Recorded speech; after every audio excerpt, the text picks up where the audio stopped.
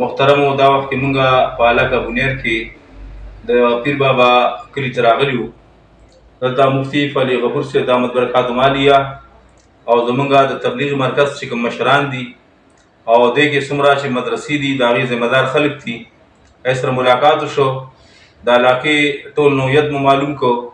او اوسه پورې څومره کارونه وشول د هغې کارګزاري مخې ته راغله. الحمدلله زمونږ علما کرام او د دیني مدرسو طلبا هغه مستقل په خدمت کې لګیا دي او چې څومره اوسه پورې لاشونه راوتل په سونو باندې،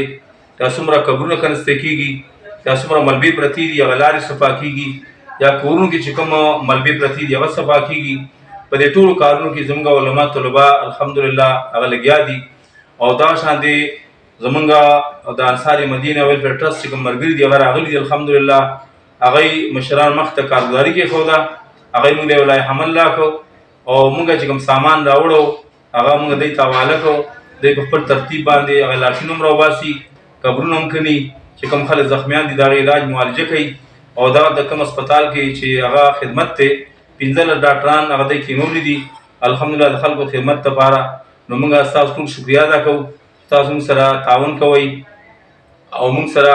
په دې کار کې چې کوم د لاس امداد کوئ. انشاءالله دا نن چې کوم سامان موږ راوړی دا موږ د هغوی په لاس باندې صحیح مستحقینو ته ورسولو. آینده چې انشاءالله کوم سامان راوړو مستقل په دغه علاقو کې مشران به موږ سره وي او په خپل لاس باندې به انشاءالله موږ مستحقین ته رسوو. د رب کریم نه دعا ده چې الله تعالی زموږ دا صحیح دا کوشش قبول کړي او دلته چې څومره مسلمانان وفات شوي دي الله د هغوی شهادتونو نصیبه کړي، درجات بلند کړي او چې کوم زخمیان دي نو الله تعالی د یې صحت ورکړي او چې کوم لاشونه لاپته دي الله تعالی د زر تر در پورې هغه میلاو کړي. ډېره زیاته مهرباني. السلام علیکم ورحمة الله وبرکاته.